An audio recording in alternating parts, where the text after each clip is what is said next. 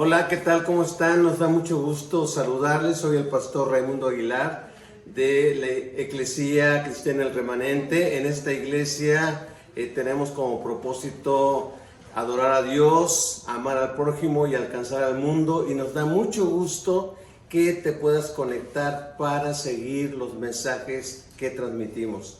Pedimos tus oraciones. Dios te bendiga, que tengas un muy buen día.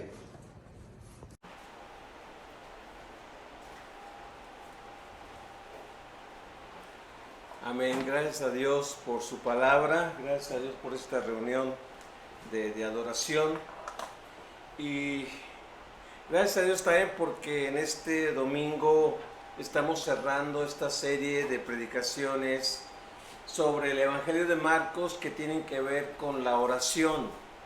Y para mí fue de gran bendición o es de gran bendición el poder relacionar los milagros de Jesús o algunos de los milagros que aparecen en este evangelio que están vinculados o están ligados con la oración. Y este que acaba de leer Jesús no es la excepción, va conectado también con la oración. Si ustedes abren sus Biblias o las tienen ahí abiertas en Marcos capítulo 9, ustedes se darán cuenta que el capítulo empieza con este poderoso evento que fue la transfiguración. ¿En qué consiste este evento, llamémosle milagro? Es de que la apariencia terrenal de Jesús, la apariencia frágil de Jesús, la apariencia meramente humana de Jesús se transfiguró, es decir, cambió de forma. Y el Señor se convirtió en luz, se convirtió en algo deslumbrante. Otro de los evangelios dice que era más fuerte que la luz del sol. Ustedes si han tenido curiosidad como yo, obviamente sin pasar mucho tiempo viendo, si hemos intentado ver el sol, deslumbra, llega un momento en que nuestra vista pues dejamos de ver, ¿no? Entonces no se recomienda niños, jovencitos que se le queden viendo al sol porque se pueden quedar ciegos en ese aspecto, ¿no? Pero dice el evangelista que la apariencia, la nueva apariencia del Señor Jesús era tan poderosa que Pedro y los que lo acompañaban, que eran los tres que Jesús tomaba más seguido, Pedro, Santiago o Jacobo y Juan, Pedro dijo, esto es maravilloso, quisiéramos estar siempre así. ¿Por qué siempre así? Porque Pedro dijo, hagamos una cabaña, hagamos una enramada, hagamos un lugar donde quedarnos, porque esto es maravilloso. Y se escucha una voz del cielo que dice, hey, este es mi hijo amado, óiganlo a él. Pedro guarda silencio. La voz de Jesús está por encima de Elías, está por encima de Moisés, porque Jesús es Dios. Entonces, después de escuchar esa voz poderosa de Dios, nuevamente la apariencia de Jesús vuelve a ser la normal, la humana, la frágil, la cotidiana, la que no impresionaba por ser tan humano. Acuérdense, Jesús es tanto Dios como hombre en ese aspecto, ¿no? ¿Y qué es lo que nos enseña? ¿Y por qué comento esto? Porque está ligado con lo que viene. ¿Por qué lo comentamos? Porque Jesús dijo, oye, Pedro, o Dios le dijo a Pedro, Pedro, antes de la gloria, antes del impresionante, te tienes que acostumbrar al proceso de fragilidad, al proceso de debilidad. El Señor Jesucristo, antes de manifestarse en gloria, Él tuvo que pasar por el sufrimiento y por la muerte. Por eso agarra a los tres y les dice, por favor, no cuenten lo que vieron hasta que yo haya resucitado. Ellos no comprendieron eso. ¿Cómo resucitado? ¿Qué significa eso? Bueno, que primero el cuerpo frágil, el cuerpo humano, el cuerpo que podía ser dañado, débil del Señor Jesucristo, iba a sufrir por causa de nuestros pecados.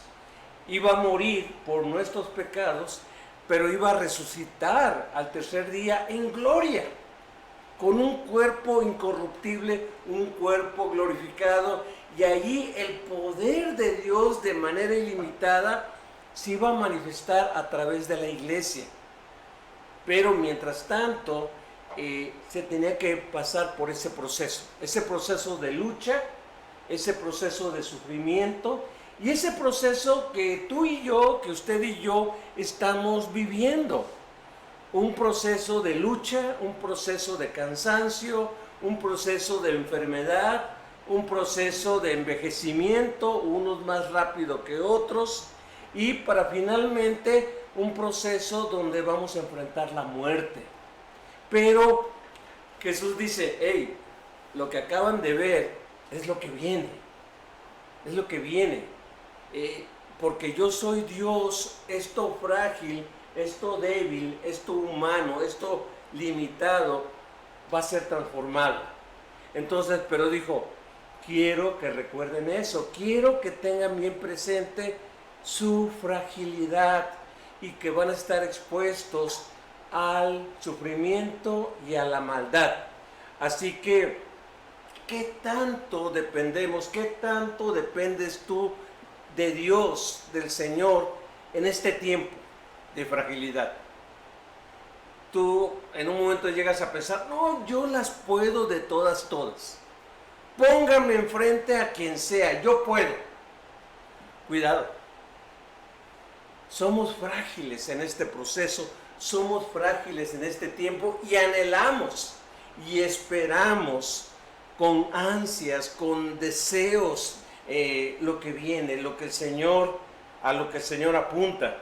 Así que ante la pregunta de este papá, de Señor, si puedes, ten misericordia de mi hijo, el Señor Jesús en una traducción viviente, ¿cómo de que si puedo? Contesta, ¿cómo de que si puedo? Claro que puedo, pero le regresa el comentario. La clave es si tú puedes creer.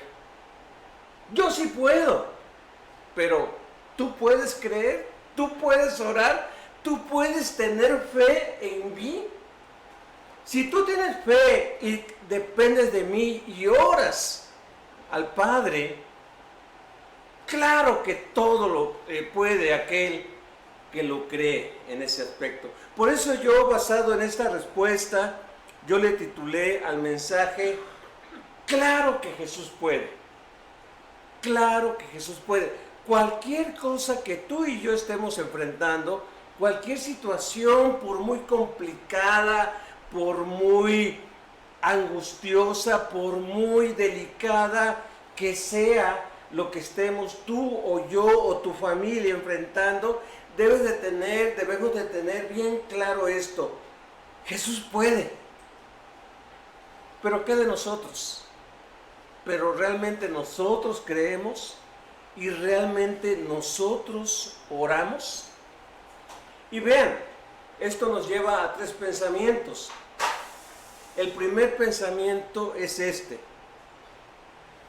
Podemos creer, podemos orar ante lo terrible del sufrimiento y de la maldad. Realmente podemos creer.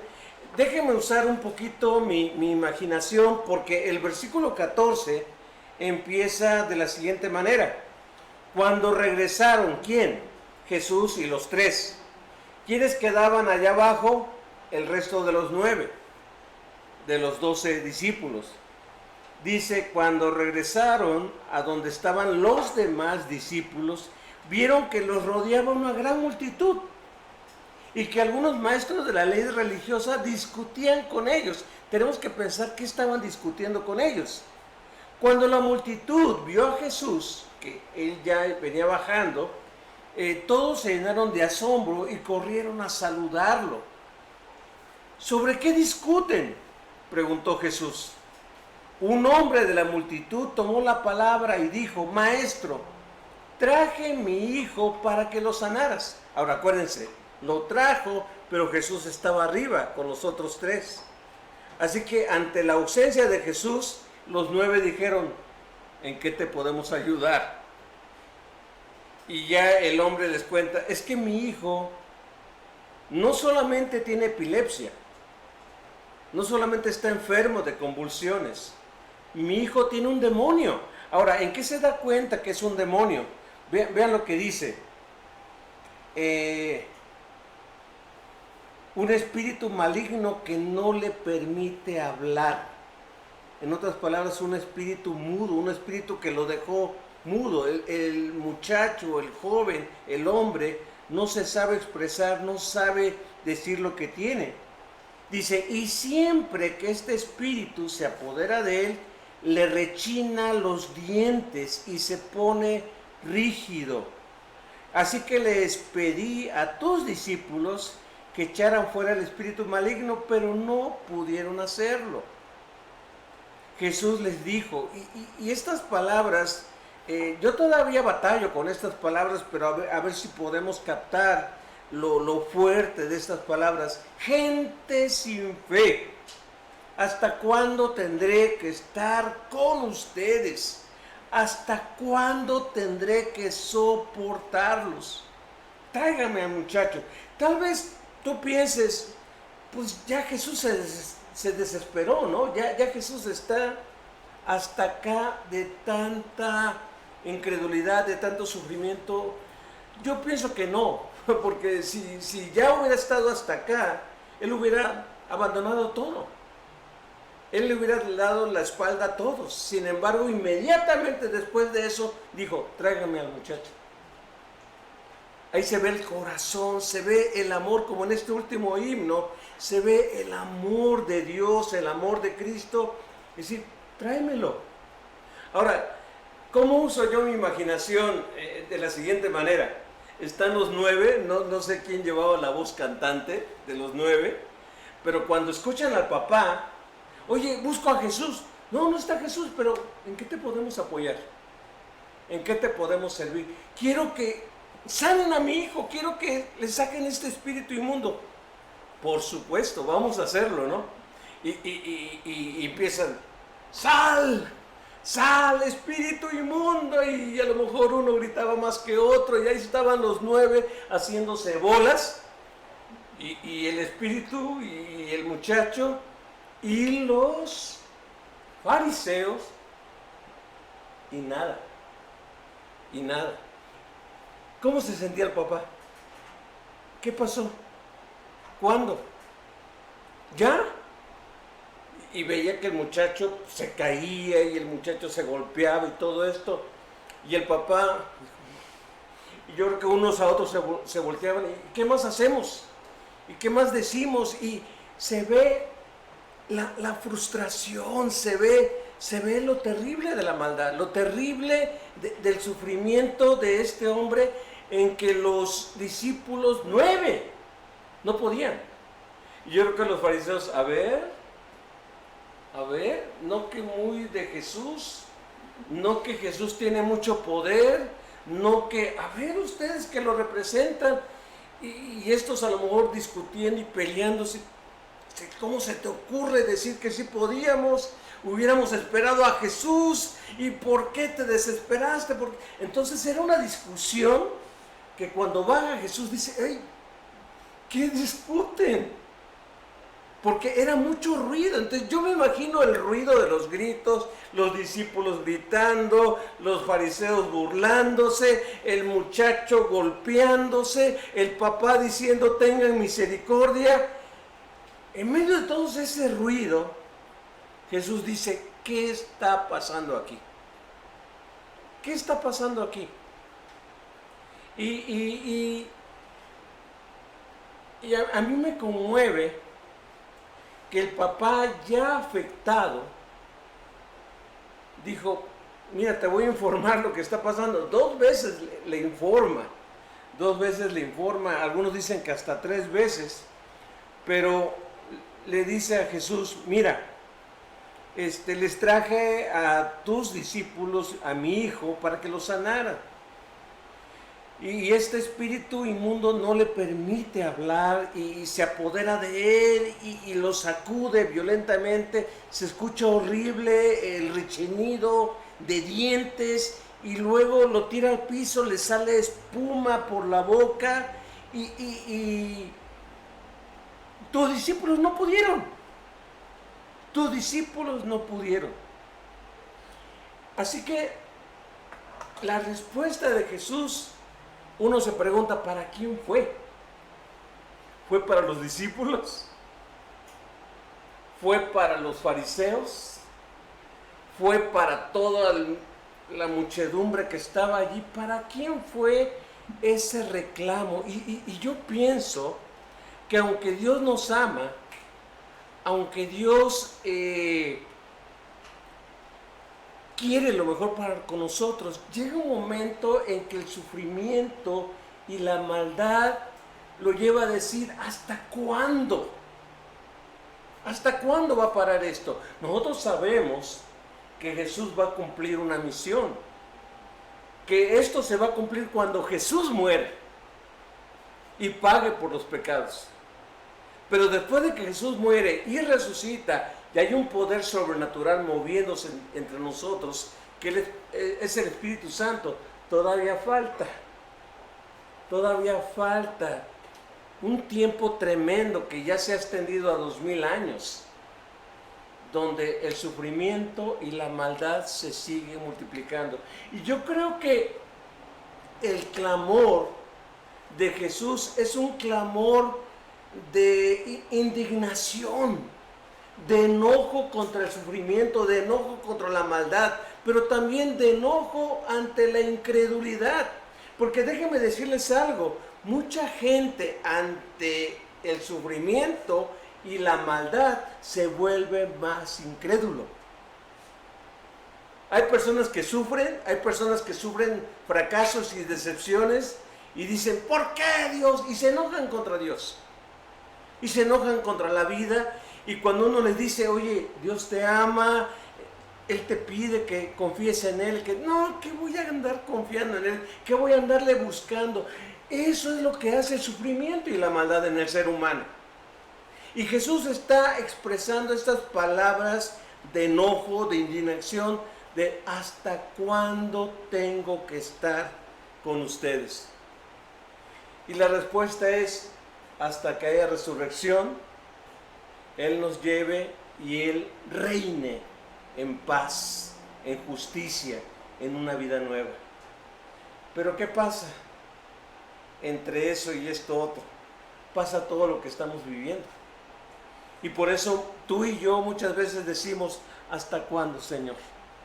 Vas a permitir maldad, vas a permitir sufrimiento, vas a permitir que el enemigo se siga burlando de tu pueblo. ¿Hasta cuándo? Me llama mucho la atención que el hombre dice, si puedes.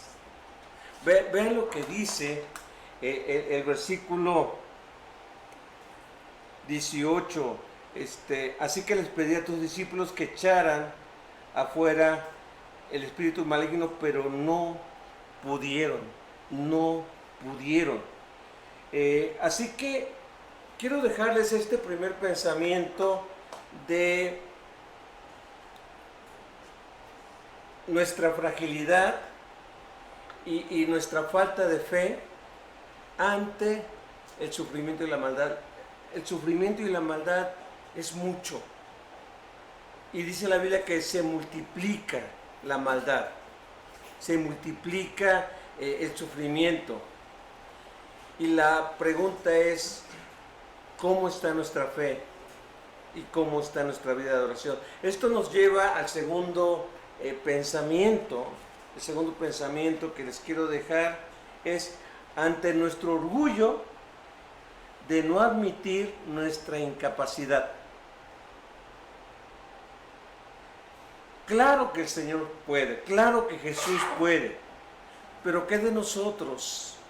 ¿Qué de nuestra fe? ¿Qué de nuestra vida de oración ante nuestro orgullo de no admitir nuestra incapacidad? Recuerden, los discípulos están aprendiendo y los tres aprendieron que el Señor es todopoderoso en la montaña, pero que al bajar al valle es tan normal como todas las personas.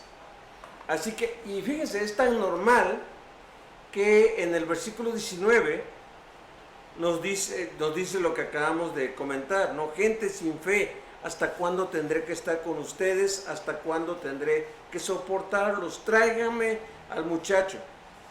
Vean versículo 20. Así que se lo llevaron.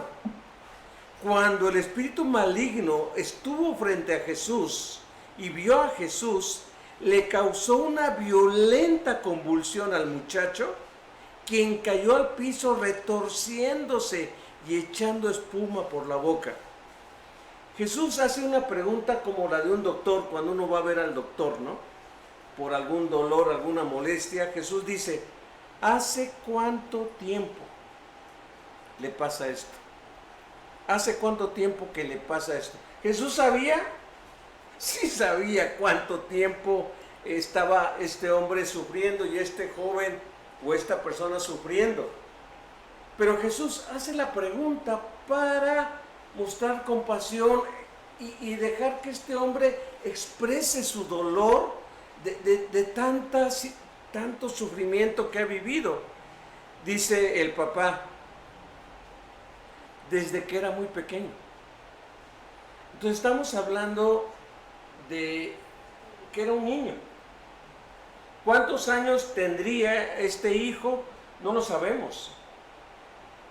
Puede ser un hombre de 25, 30 años, no nos dice la Biblia la edad, pero él se da cuenta que es un espíritu, porque un espíritu inmundo, un espíritu maligno, porque cuando era niño, era un niño normal hasta que algo pasa.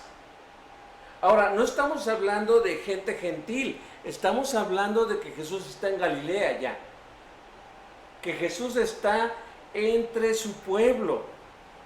Sin embargo, si el sufrimiento está entre los gentiles, también hay sufrimiento dentro del pueblo de Dios. Y le dice, desde que era niño, mi niño hablaba, mi niño tenía una vida normal, hasta que llegó este espíritu maligno y dejó de hablar. Mi hijo ya no habla, pero no solamente no habla, sino que convulsiona, le sale espuma por la boca. Pero vean lo terrible de esto. A menudo el espíritu lo arroja al fuego o al agua para matarlo. Qué tremendos son los demonios, ¿no? Porque uno podría pensar, pues qué tonto demonio. Qué tonto demonio, porque quiere matar a su hospedador. ¿Qué va a pasar cuando muera su hospedador? Va a tener que buscar otro lugar. Pero son tan perversos los demonios que aún la misma casa donde viven la quieren destruir. La quieren destruir. Acuérdense de una cosa. El enemigo no vino sino para matar, hurtar y destruir. Jesucristo vino para darnos vida y vida en abundancia. Y aquí el Padre desesperado dice, ten misericordia de nosotros y ayúdanos si puedes. ¿Cómo llegó su fe a ese punto? Si le trajo a su hijo, a Jesús, ¿cómo llegó a ese punto de que si puedes? Yo pienso que llegó cuando vio a los discípulos. Yo pensé que podías, pero tu gente no puede. tú podrás. Y vean, muchas veces vemos a Dios así.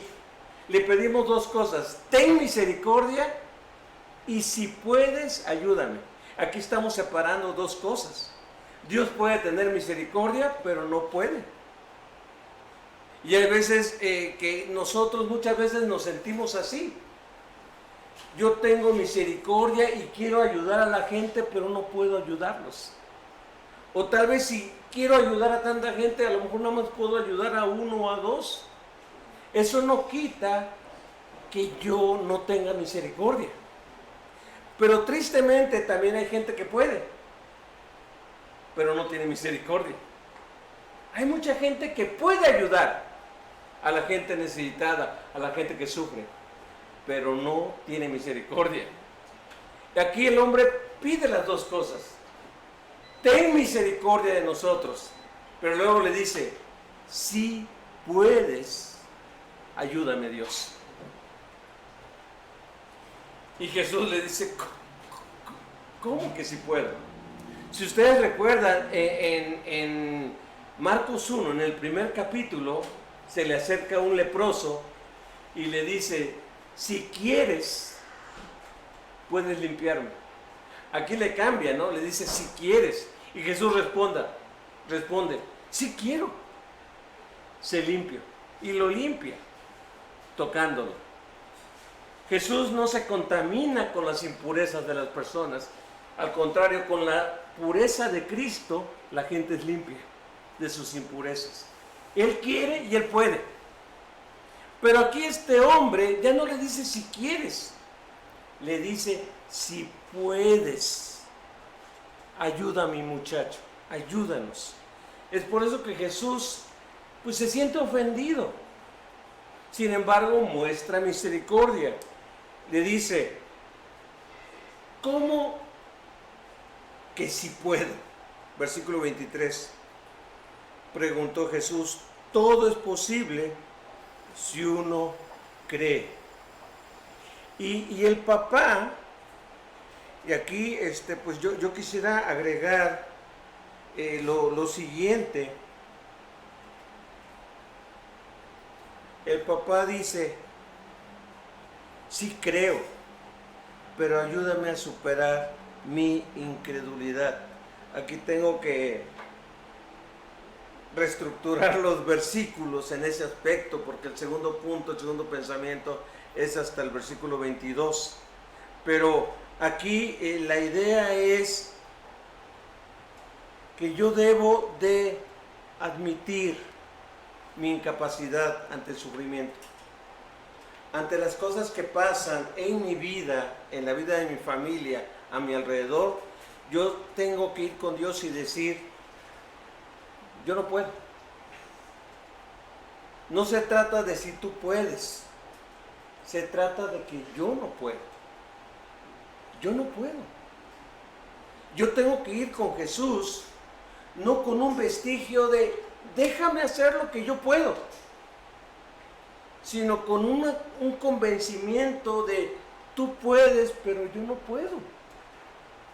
Vengo ante ti, Señor, diciéndote no puedo, pero creyendo que tú sí puedes. Y es el problema muchas veces con nuestra vida de oración. Acuérdense cómo oraba ese religioso, ese maestro de la ley, en la parábola, en la historia del fariseo y el publicano. Este hombre oraba diciendo, gracias te doy, Señor. Casi le dice, gracias por tenerme contigo, ¿no? Pero le dice, gracias, Señor, porque yo guardo la ley, hago buenas obras, ayuno 2 veces por semana, doy mi diezmo y todo eso, y además no soy como aquel. Entonces, este hombre no necesitaba orar. Este hombre le está presumiendo a Dios. Nosotros cuando vamos con Dios o cuando vayamos con Dios, debemos de venir y decirle, Señor, no puedo, mis mejores obras son como suciedad para ti. No tengo con qué reclamar lo que te estoy pidiendo. No tengo ninguna razón, nada de qué presumir para pedirte que me ayudes con esto. Señor, vengo a ti porque tú sí puedes, pero yo no puedo. Vengo a ti porque tú sí puedes y yo no puedo. Así debe ser nuestra vida de oración. Pero a veces sospecho que la gente religiosa primero le cuenta a Dios todo lo que hace y después le dice, ahora te pido que tú hagas esto y esto y aquello.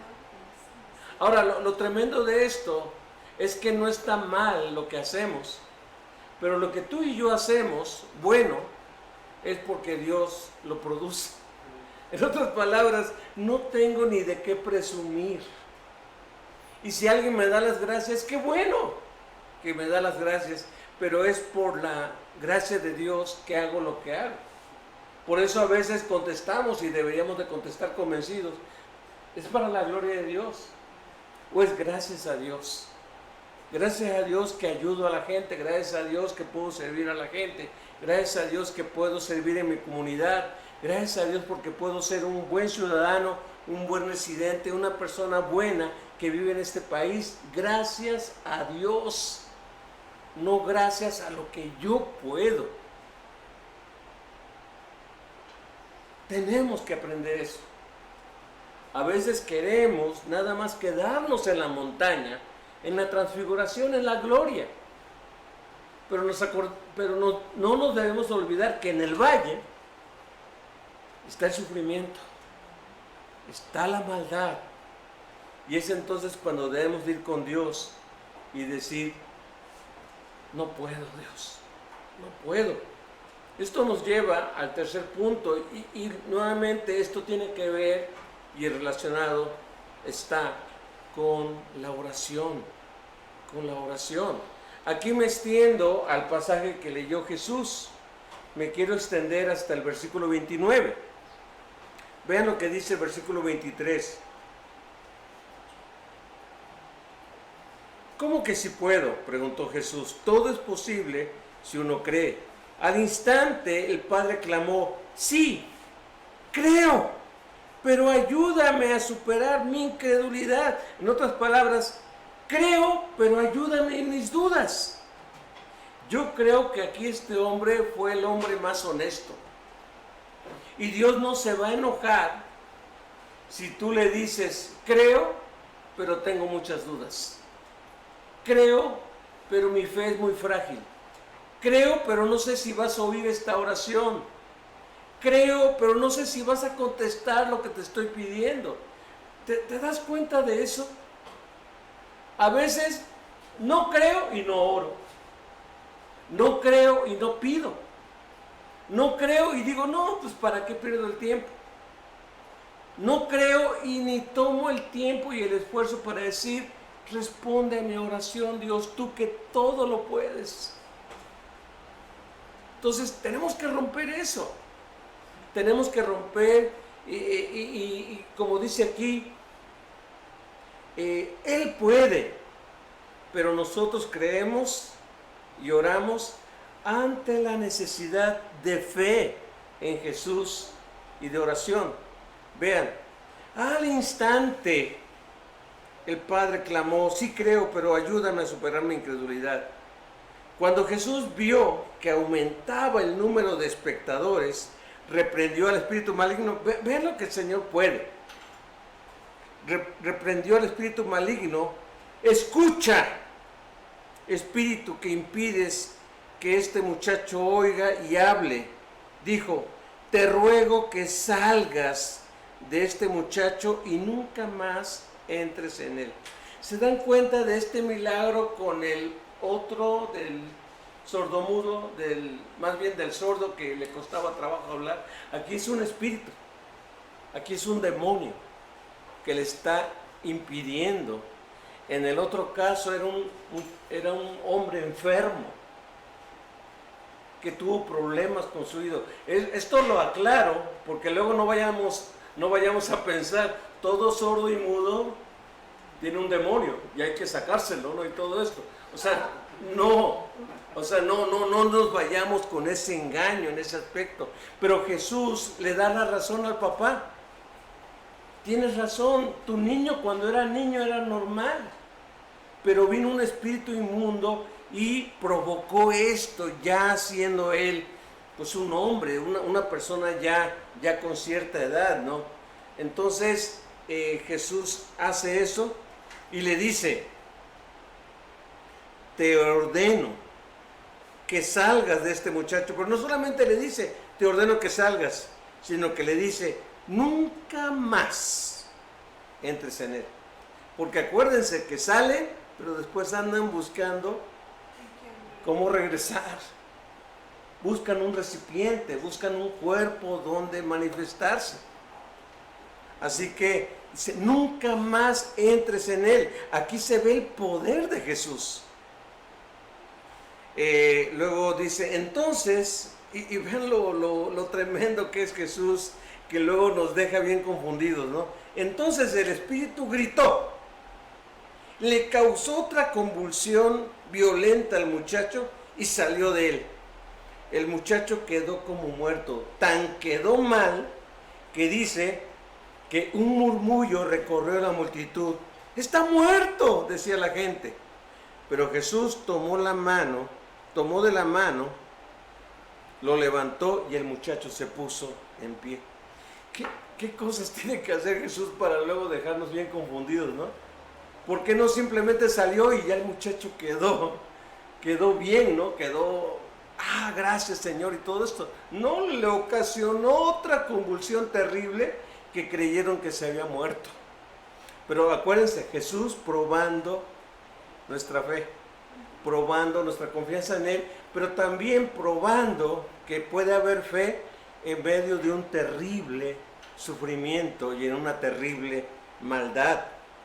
Entonces, dice la Biblia, más tarde, versículo 28, cuando Jesús quedó a solas en la casa con sus discípulos, ya ahí están los 12, están Jesús, los 9, no sé si nombraron a alguien para que le preguntara a Jesús, pero dice, ¿por qué nosotros no pudimos expulsar ese espíritu maligno? Ahora, acuérdense una cosa, Jesús ya les había ordenado.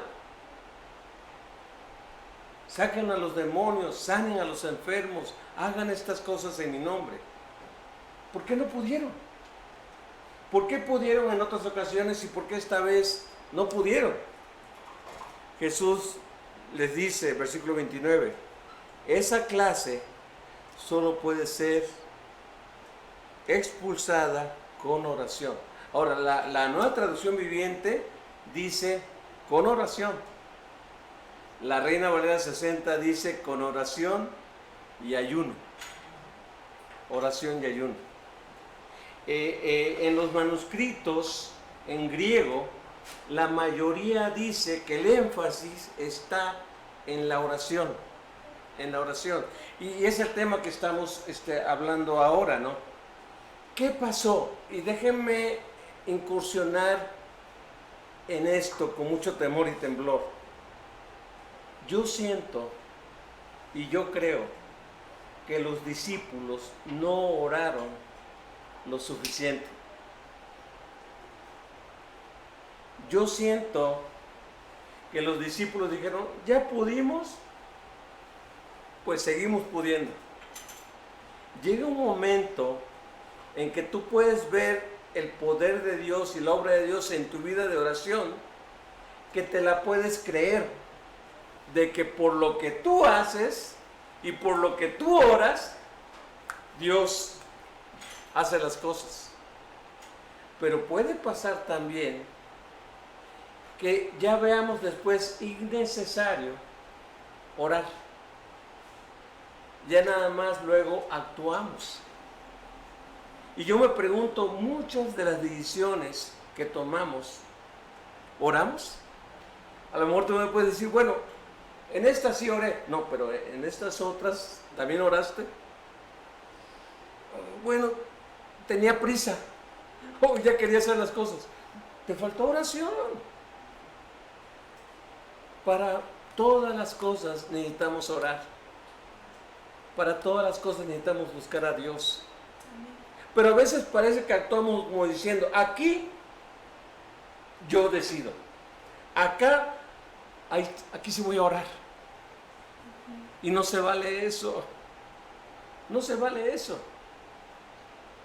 Yo tengo que orar y debo de orar en cada una de las situaciones que enfrente. Debo de orar. No nada más debo de confiar que soy cristiano y decir, bueno, soy cristiano y dice la Biblia que antes de que salgan mis palabras de la boca ya Dios las conoce. Sí, una cosa es que Dios las conozca y una cosa es que Dios esté atento, pero otra cosa es que Dios me recuerde y me diga, necesitas orar. Y yo pudiera agregar lo siguiente. Aquí Jesús dice, y perdónenme la hermenéutica aquí Jesús dice, esta clase sale expulsada con oración y ayuno. Yo pudiera decir, este problema que estás enfrentando, solo lo vas a resolver con oración y rindiéndote a Él. Esta circunstancia que estás enfrentando, solamente con oración lo vas a poder llevar a cabo.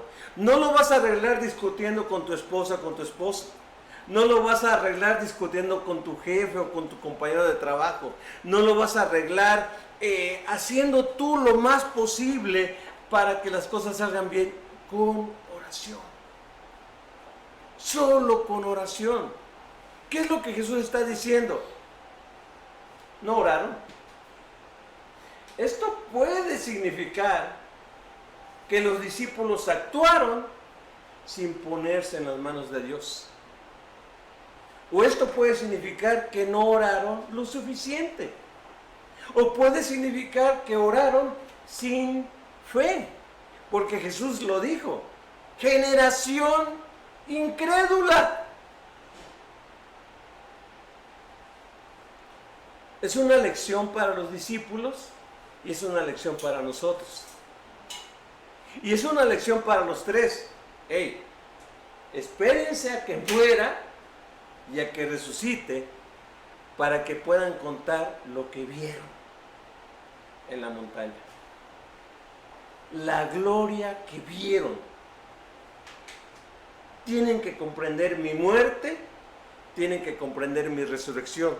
Un comentarista que leí decía, Dios permitió que por última vez ese muchacho convulsionara, cayera como muerto y Jesús le tocara y lo levantara para decir, es necesario que Jesús muera y resucite para mostrar lo que el pecado, la maldad y el sufrimiento hacen con el Hijo de Dios, que tuvo que morir, sufrir y pagar por nosotros, pero resucitar para vencer a tanta maldad. Quiero terminar con los siguientes pensamientos. ¿Qué nos está impidiendo orar adecuadamente? ¿Qué nos está? Fíjense, no estoy diciendo que no ores, estoy diciendo que ores adecuadamente. Primera pregunta, la distracción de los ruidos. Acuérdense que había mucho ruido. Estaban los discípulos gritando y diciendo, y sal y tú, y manifiéstate y esto. Estaban los religiosos diciendo, ¿dónde está el poder de Jesús? ¿Dónde está la fe de ustedes? Discutiéndoles. Está el demonio manifestando todo su poder y todo ello. ¿Qué te está distrayendo para orar? ¿Qué te está distrayendo? ¿Qué ruidos te está distrayendo? Siguiente pregunta. El cuestionamiento de los incrédulos. Va a haber amigos, va a haber compañeros, va a haber compañeras y amigas que te van a decir, ¿y tú crees que Dios te va a oír? ¿Y tú crees que Dios te va a escuchar en el nombre de Jesús? Ahí estaban los religiosos diciéndole, a ver, ¿por qué no pueden? Tanto que en el nombre de Jesús, tanto que enfatizan en Jesús, ¿por qué no pueden? No le hagamos caso a la voz de los incrédulos. Siguiente pregunta.